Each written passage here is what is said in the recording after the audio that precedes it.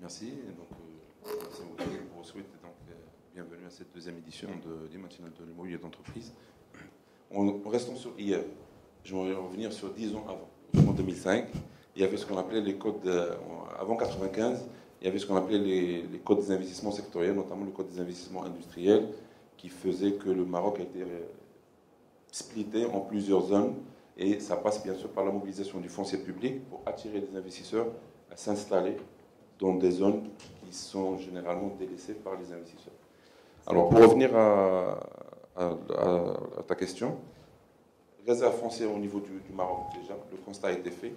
Donc, il y a une diversité des statuts.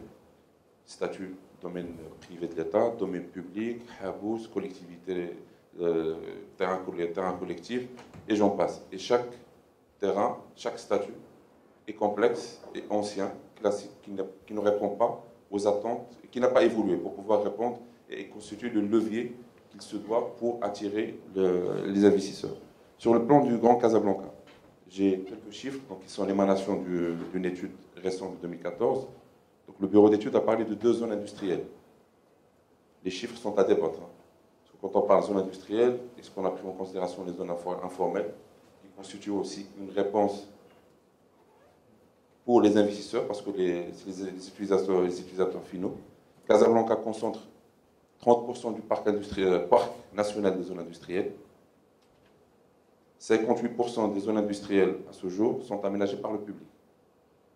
Et là, il y a une autre facette du problème, c'est que les zones industrielles aménagées par le public, sur le plan disponibilité, c'est 100% de vente.